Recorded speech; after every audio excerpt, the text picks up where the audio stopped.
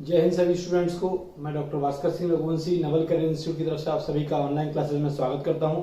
चलिए आज देखते हैं हम लोग लेक्चर 9 में लेंस के बारे में आगे की प्रॉपर्टीज। कल हम लोगों ने देखा था पिछले लेक्चर में लेंस को कट करने पर, वर्टिकली कट करने पर फोकल लेंथ क्या होती है, हॉरिजॉन्टली कट करने पर फोकल लेंथ क्या होती है। यानी कि ऊर्ध्वाधर काटेंगे तो फोकस दूरी क्या होगी, क्षैतिज काटेंगे तो फोकस दूरी क्या होगी। दोनों के परिणाम हमने देख लिए थे। आज हम लोग एक नया टॉपिक पढ़ने जा रहे हैं, silvering of lens. Silvering of lens, लेंसों का रजतीकरण, लेंसों का रजतीकरण। सिल्वरिंग ऑफ लेंस जो है, इस पे और कटिंग ऑफ लेंस पे क्वेश्चंस थोड़े बहुत देख लेंगे इसके बाद, इस टॉपिक के बाद देखिएगा तो क्या पूछा जाता है लेंसों के रजतीकरण में। लेंस जो होते हैं कॉन्वेक्स और कॉन्केव, वो इनकी एक सरफेस को सिल्वर्ड करते हैं, यानी कन्वर्टेड इनटू मिरर, दर्पण में परिवर्तित करते हैं रजतीकरण करके। उससे इन पे क्या प्रभाव पड़ता है, इनकी फोकस दूरी पे क्या प्रभाव पड़ता है, इनकी जो प्रॉपर्टी होती है वो किस तरह से चेंज होती है, वो सारी चीजें हमको देखनी है। तो आइए देखते हैं। फर्स्ट लेंगे हम लोग silvering of plane surface of plano convex lens, समतल उत्तल लेंस की, यानी समतल उत्तल लेंस की समतल सतह का रजतीकरण। क्लियर है सभी को? देखिएगा ये रहा समतल उत्तल लेंस। जैसे इसकी समतल सतह का रजतीकरण करेंगे, it becomes like that. So we can say that ये क्या हो गया है, it is converted into a lens and a mirror. One surface is behaving like a lens and one is like mirror. ये कंडीशन आ जाती है। ठीक है जी, ये था प्लेन सरफेस को सिल्वरिंग किया, यानी कि हम ऐसा कह सकते हैं, वी कैन से दैट कि एक प्लेनो कॉन्वेक्स था, उसमें एक प्लेन मिरर मिला दिया, चिपका दिया, उससे ये सिल्वरिंग कर दिया। तो क्या बन गया, वो प्लेनो कॉन्वेक्स लेंस बन गया। अब इसकी फोकल लेंथ कितनी होती है, f equals to r upon mu minus 1 ये होती है। जैसे ये बना, इसकी फोकल लेंथ के लिए फॉर्मूला होता है 1 upon capital F equals to. अब ध्यान रखिएगा, थोड़ा सा ट्रिक लगाना, थोड़ा सा दिमाग से फॉर्मूला याद करने का तरीका क्या है, how can you learn the formula. तो देखिएगा, रे ऑफ लाइट आएगी, रिफ्रैक्ट होगी, टकराएगी, वापस लौटेगी, अगेन रिफ्रैक्ट होगी। ठीक है ना? कितनी बार रिफ्रैक्ट हुई लेंस वाली सरफेस से? 2 बार, 2 upon F lens. Plus mirror से कितनी बार परावर्तन हुआ, how many times it reflected from the mirror, 1 time, तो 1 अपॉन एफ मिरर। ठीक है जी, ये हमारा जनरलाइज फॉर्मूला है जो लेंसों के सिल्वरिंग में यूज करते हैं। ठीक है, तो अब इसमें कैसे वैल्यूज रखनी है, एफ लेंस क्या है, ये है नॉर्मल लेंस की, तो वो रख देंगे वैल्यू। तो 1 upon capital F equals to 2 upon R upon mu minus 1 plus 1 upon F mirror कितना है, इन्फिनिटी। प्लेन मिरर की फोकल लेंथ कितनी होती है, इनफाइनाइट होती है, अनंत होती है। 1 अपॉन इन्फिनिटी इक्वल्स टू 0, ये ऊपर गया, तो 1 upon F equals to 2 into mu minus 1 upon R, hence F equals to R upon 2 into mu minus 1। Now the lens becomes a mirror. Lens एक मिरर बन गया है और फोकल लेंथ कितनी हो गई है, r upon 2 into mu minus 1। Plane surface को सिल्वर्ड करने पर फोकल लेंथ पहले की आधी हो गई, मतलब ये कैपिटल F जो है ये कितनी हो गई, f/2 हो गई। अगर आपको याद हो, जब बाई कॉन्वेक्स लेंस को वर्टिकली कट किया था, यानी प्लेनो कॉन्वेक्स लेंस में कन्वर्ट किया था हमने, समतल उत्तल लेंस में कन्वर्ट किया था, तो फोकस जो थी, ईच पार्ट की फोकल लेंथ डबल हो गई थी। एंड अगेन जैसे ही हमने उसको सिल्वर्ड किया, फोकल लेंथ फिर से आधी हो गई, यानी कि फिर से ओरिजिनल यानी इक्वी कॉन्वेक्स लेंस के बराबर आ गई। But now it becomes a mirror. लेकिन अब ये क्या बन गया है, एक दर्पण बन गया है। ठीक है जी, चलिए आगे बढ़ते हैं। अब देखते हैं कर्व्ड सरफेस का सिल्वर करना।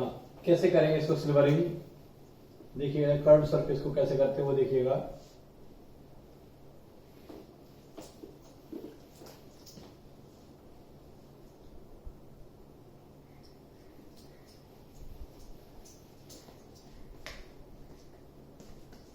Silvering of curved surface of plano convex lens, यानी कि समतल उत्तल लेंस की वक्र सतह का रजतीकरण।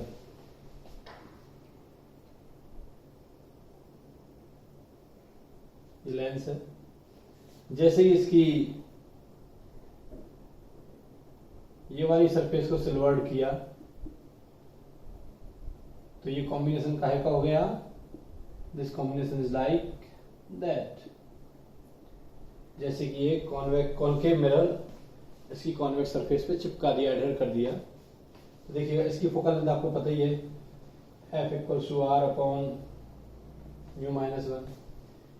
रे ऑफ लाइट आएगी, टकराएगी, मान लिया यूं आई, यूं गई, यूं आ गई। एक ट्रिक है याद करने की, कितनी बार रिफ्लेक्शन हुआ इस सरफेस से, लेंस की सरफेस से 2 बार, ठीक है ना। तो अपन इसकी फोकस देखेंगे कि 1 upon F equals to 2 upon F lens plus 1 upon F mirror. एक बार रिफ्लेक्शन, 2 बार रिफ्रैक्शन, ऐसा हो रहा है इसमें। 2 बार अपवर्तन, 1 बार परावर्तन, उसके अकॉर्डिंग हमने लिख दिया। रिफ्लेक्शन होता है लेंस से, परावर्तन होता है यानी कि रिफ्लेक्शन होगा मिरर से और रिफ्रैक्शन होगा लेंस से। तो वैसा हमने लिख दिया जितनी बार भी होगा। नाउ अब वैल्यू पुट करते हैं। तो एफ लेंस कितना है, आर अपॉन म्यू माइनस 1, तो आर अपॉन म्यू माइनस 1 रख दिया। 1 अपॉन एफ मिरर कितना है, एफ मिरर कर्व मिरर में कितना होता है, आर बाय 2। तो 2 इंटू म्यू माइनस 1 ऊपर पहुंच गया upon R plus 2 by R. तो 1 upon capital F equals to R LCM लिया, 2 का अंदर मल्टीप्लाई करते 2 mu minus 2 plus 2, minus 2 plus 2 cancel. So F equals to R upon 2 mu. ऐसी चीजें अगर डायरेक्टली याद रखें तो कोई बुराई वाली बात नहीं है, ठीक है। चाहे तो डायरेक्टली याद रख सकते हैं, अदरवाइज आप सॉल्व करके देख सकते हैं। सॉल्व करने में थोड़ा सा टाइम कंज्यूमिंग है, अगर डायरेक्टली फॉर्मूला याद हो जाता है तो अपन क्या है, कभी न्यूमेरिकल आता है तो directly put the value and get the answer. चलिए आगे बढ़ते हैं, थर्ड चीज देखते हैं अब लेंसों में सिल्वरिंग में।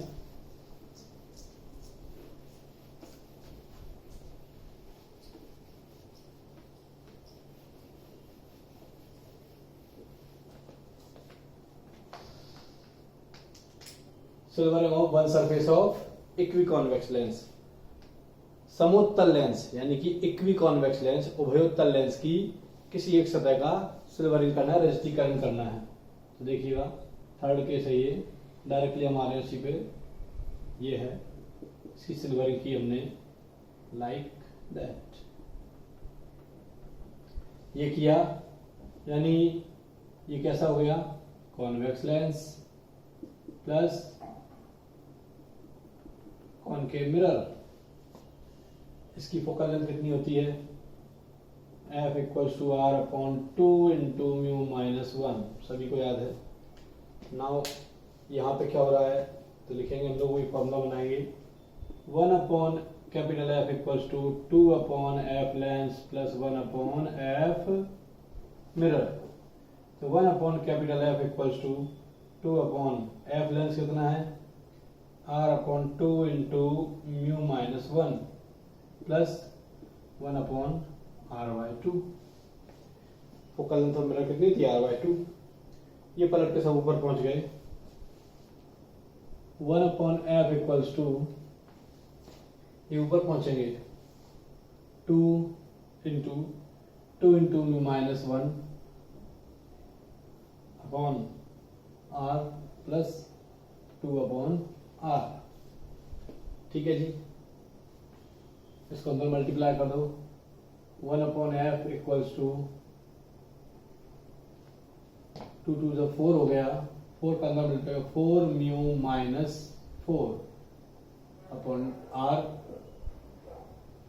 Plus 2 upon R. एलसीएम लिया, आर आया 4 म्यू माइनस 4 प्लस 2 ये आ गया। सो एफ इक्वल्स टू हो गया आर अपॉन 4 म्यू माइनस 2,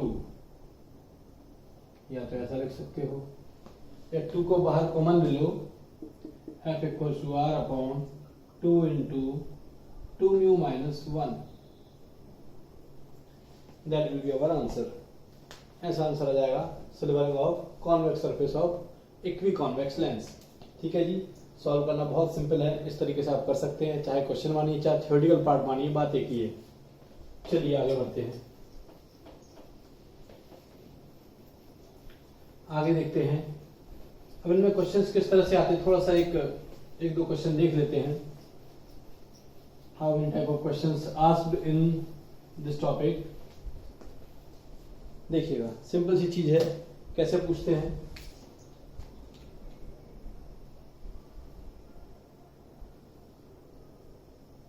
पहले कटिंग ऑफ लेंस पे देख लेते हैं।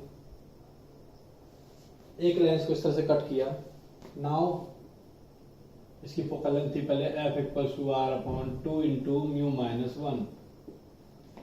कट करने के बाद इसके पार्ट बन गए कुछ इस तरीके से, 1 पार्ट और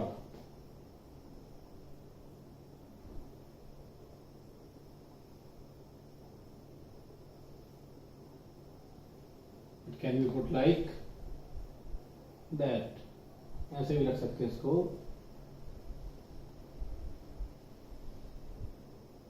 तीनों ही कंडीशन में इनको जोड़ दिया, तो तीनों ही कंडीशन में रेशियो क्या होगा फोकल लेंथ का, तो कैसे भी जोड़े। फोकल लेंथ ये थी, इनको इस तरीके से जोड़े चाहे इस तरीके से जोड़े, कट करने के बाद इनके पार्ट्स को इस तरीके से जोड़ा जाए, तो ईच एंड एवरी पार्ट की फोकल लेंथ का रेशियो क्या होगा, यानी कि ये हो गया f1 ratio f2 ratio f3। तो चाहे ऐसे जोड़े चाहे ऐसे जोड़े चाहे ऐसे जोड़े, कैसे भी जोड़ लीजिए, फोकल लेंथ का रेशियो हमेशा सेम आएगा, 1 रेशियो 1, बिकॉज तीनों टाइप की क्वालिटी सेम है। ठीक है जी, अब आगे बढ़ते हैं।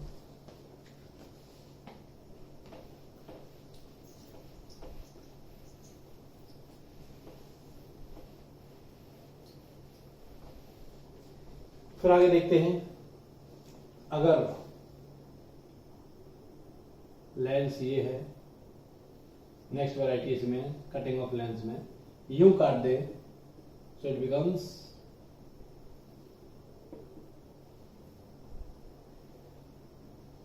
ना। क्वेश्चन पूछते हैं, जब इसको इस तरीके से काटते हैं, तो जब पहले रे ऑफ लाइट जा रही थी, इमेज बन रही थी, अब इस तरह से काट दिया, तो बताइए लेंस की इंटेंसिटी पर क्या इफेक्ट पड़ेगा और फोकल लेंथ क्या हो जाएगी। ठीक है ना, इसकी फोकल लेंथ थी क्या, एफ थी, ठीक है ना, इसकी हुई एफ डैश, इसकी हुई एफ डैश।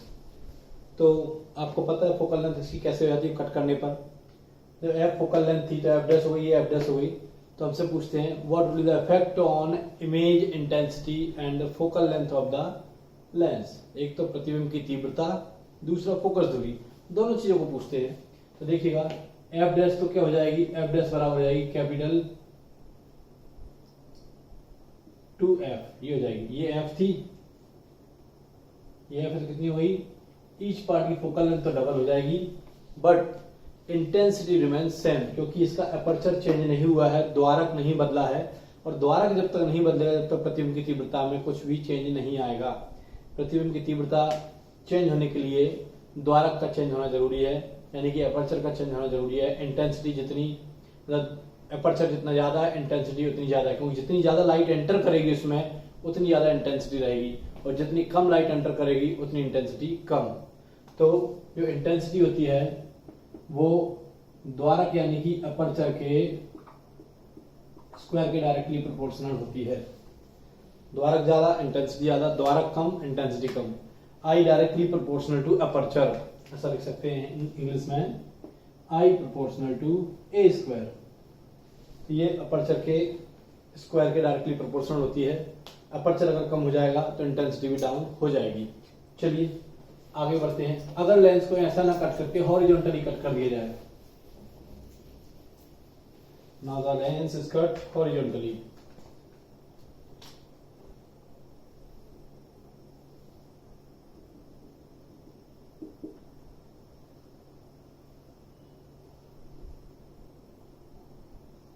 ऐसा कट कर दिया, ये एफ डैश, ये एफ डैश, ये पहले एफ थी, अब कर दिया एफ डैश एफ डैश।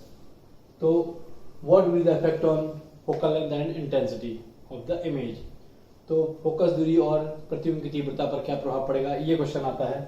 तो फोकल लेंथ तो क्या रहेगी, F dash equals to F रहेगी, नो चेंज। ऐसे में कट करने पर फोकल लेंथ में कोई चेंज नहीं आता, बट इंटेंसिटी जो होगी वो घट जाएगी। फोकल लेंथ उतनी है लेकिन अपर्चर क्या हो गया, हाफ हो गया। अपर्चर हाफ हो गया तो इंटेंसिटी उतनी ही डिक्रीज जाएगी, उसके स्क्वायर टर्म्स डिक्रीज हो जाएगी, तो इंटेंसिटी घट जाएगी। ध्यान रखिएगा, ऐसा भी पूछ लेते हैं। समटाइम्स ये क्वेश्चन किसी दूसरे तरीके से पूछते हैं, वो बोल देते हैं एक लेंस है, इसकी फोकल लेंथ एफ है, जब इसके बीच वाले पार्ट को, इसकी फोकल लेंथ एफ है और ये कोई इमेज बना रहा है, कोई प्रतिबिंब बना रहा है, अब इसके बीच वाले पार्ट को ब्लैक कलर के पेपर से ढक दें, if it is covered by A black coloured paper, एक अपारदर्शी एक ओपेक कवर से ब्लैक कलर से ढक दें, तो फोकल लेंथ और इंटेंसिटी पर क्या प्रभाव पड़ेगा। जब भी लेंस को ऐसा बीच में से आधा भाग, मतलब बीच का भाग काला कर देंगे, मतलब आधा भाग काला कर दिया, हाफ पार्ट काला कर दिया, या फिर बोल दिया कि कुछ पार्ट काला कर दिया, तो क्या होगा, focal length remains unchanged but intensity of the image decreases. प्रतिबिंब की तीव्रता घटेगी लेकिन फोकस दूरी अपरिवर्तित रहेगी, क्योंकि इससे फोकस दूरी का कोई लेना देना नहीं है। फोकस दूरी किन पर डिपेंड करती है, रेडियस ऑफ कर्वेचर पर और रिफ्रैक्टिव इंडेक्स ऑफ मीडियम पर, ठीक है ना। फोकस दूरी जो है पदार्थ के अपवर्तनांक और किस पे डिपेंड करेगी, वक्रता त्रिज्या पर। दोनों ही चीजें अपरिवर्तित हैं, इसलिए फोकस दूरी अपरिवर्तित रहेगी, किंतु द्वारक बदलने से, अपर्चर बदलने से इंटेंसिटी बदल जाती है। आइए, तो ये होगा इसके क्वेश्चन। सिल्वर में जो पूछे जाते हैं वो मैंने डायरेक्ट आपको बता ही दिए हैं, ठीक है। अब आते हैं पावर ऑफ लेंस पर।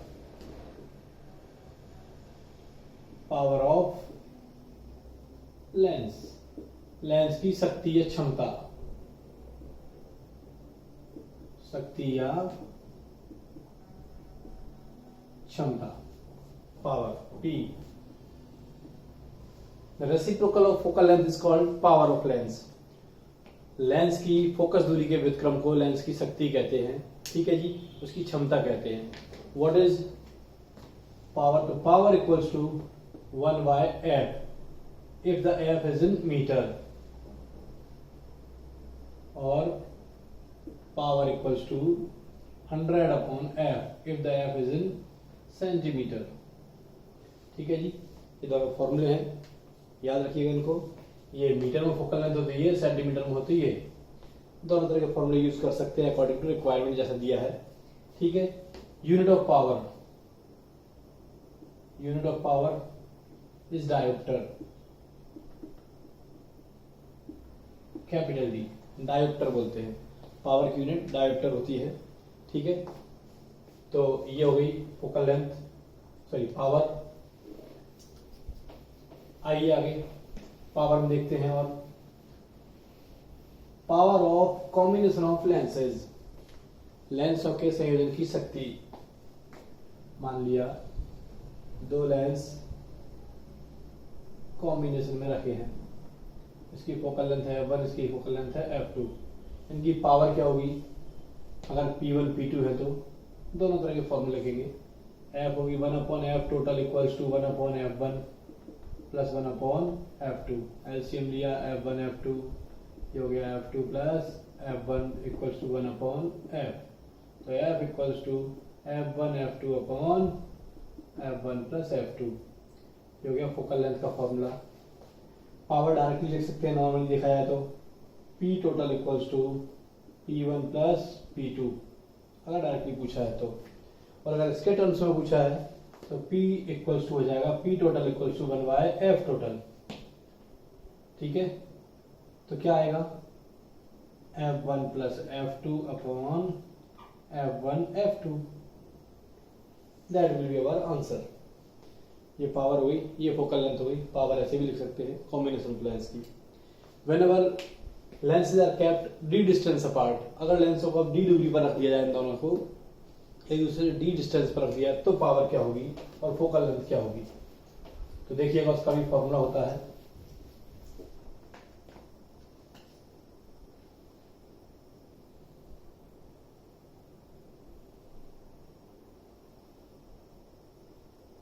ये d डिस्टेंस है, ये f1 है, ये f2 है। तो क्या हो जाएगा, फोकल लेंथ जाएगी 1/f equals to 1/f1 plus 1/f2 minus d/f1 f2, ये लिख सकते हैं। और पावर लिख सकते हैं P total equals to P1 plus P2 minus D P1 P2। ये इस कॉम्बिनेशन की पावर हो गई whenever both lenses are kept d distance apart. अगर इसमें कॉन्वेक्स की जगह पर कॉनकेव यूज करते हैं तो यहाँ पर आप साइन कन्वेंशन यूज कर सकते हैं, बिकॉज कॉनकेव लेंस की फोकल लेंथ नेगेटिव होती है और पावर भी नेगेटिव होती है, ठीक है ना। तो पावर की जो कन्वेंशन होगी, साइन कन्वेंशन वो क्या होगी, कॉन्वेक्स के लिए पावर कैसी होगी, पॉजिटिव, और कॉनकेव के लिए पावर नेगेटिव, ठीक है ना। उत्तल के लिए पावर यानी शक्ति धनात्मक और अवतल के लिए शक्ति कैसी होगी, ऋणात्मक। कॉनकेव के लिए ऋणात्मक, नेगेटिव ये पावर्स होती हैं। यूनिट सबकी क्या होगी, डायोप्टर। तो यूनिट याद रखिएगा, यूनिट क्या होती है, इसकी डायोप्टर होती है। आगे बढ़ते हैं, एक दो क्वेश्चन देख लेते हैं कैसे आते हैं। Then the question is that कि power of combination of lenses 5 diopter या 5 नहीं, दूसरा the total power of combination of lenses 3 diopter, ठीक है। लेंसों के संयोजन की कुल शक्ति 3 डायोप्टर है। यदि एक लेंस की इनमें से शक्ति 5 डायोप्टर हो, ठीक है, तो बताइएगा दूसरे लेंस की शक्ति और फोकस दूरी क्या होगी। देन क्वेश्चन है the total power of the combination of two lenses is 3 dioptre and the power of one lens is 5 dioptre, then power in focal length of another lens will be. ठीक है जी, तो देखिएगा P total equals to होता है P1 plus P2, 3 dioptre equals to, एक कोई सामान लिया 5 डायोप्टर है plus P2, so P2 equals to हो गया 3 माइनस 5 इक्वल्स टू -2 डायोप्टर। तो P2 क्या आ गया, -2 डायोप्टर।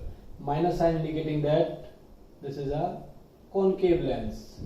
अनदर लेंस जो है, दूसरा लेंस जो है वो कौन सा है, कॉनकेव है, यानी कि अवतल है। कैसा है,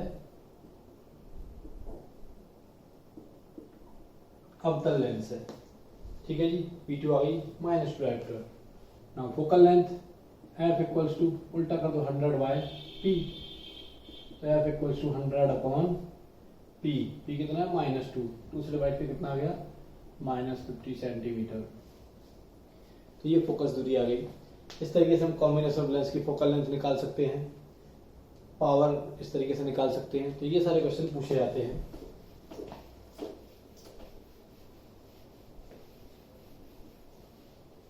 अब जो है आगे बढ़ते हैं। एक चीज रह गई, रिफ्रैक्शन थ्रू कर्व्ड सरफेसेज, वक्र सतहों से अपवर्तन रह गया। वक्र सतहों से अपवर्तन में क्या होता है, फॉर्मूला एक यूज करना है। ट्रिक बता रहा हूं, डायरेक्टली इसकी ट्रिक बता रहा हूं, कि रिफ्रैक्शन थ्रू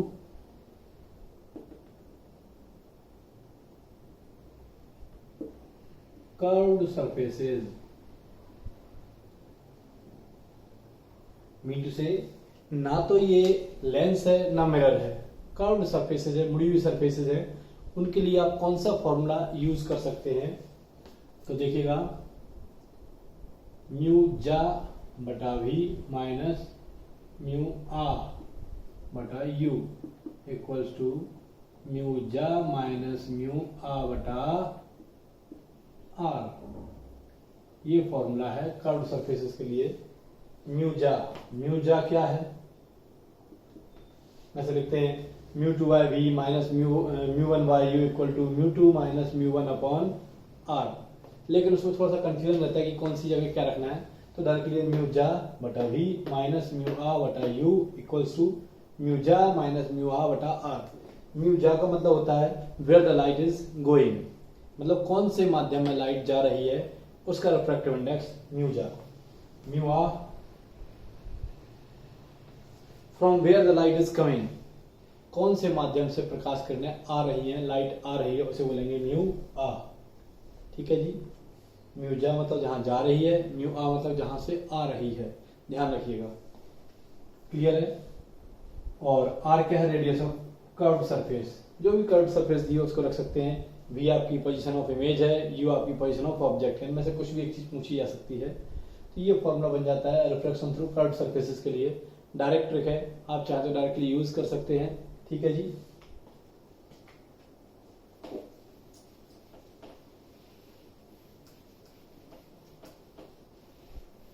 तो ये रिफ्लेक्शन थ्रू कर्व्ड सरफेसेस के लिए है। ना आए तो पर्सनली आप मुझे मैसेज कर सकते हैं, नंबर वगैरह सब है। ठीक है। और ये बता सकते हैं कि कहाँ पर आपको दिक्कत आ रही है। ठीक है ना। सभी एनसीआई के स्टूडेंट्स के लिए ये लाइट 1 का लेक्चर 9 था लेंस का। ठीक है जी। अब जो है लेंस समाप्त, यानी कि लाइट 1 समाप्त, हम लोग लाइट 2 स्टार्ट करेंगे अगले लेक्चर में। ठीक है जी। आज के लिए इतना ही। Thank you. जय हिंद।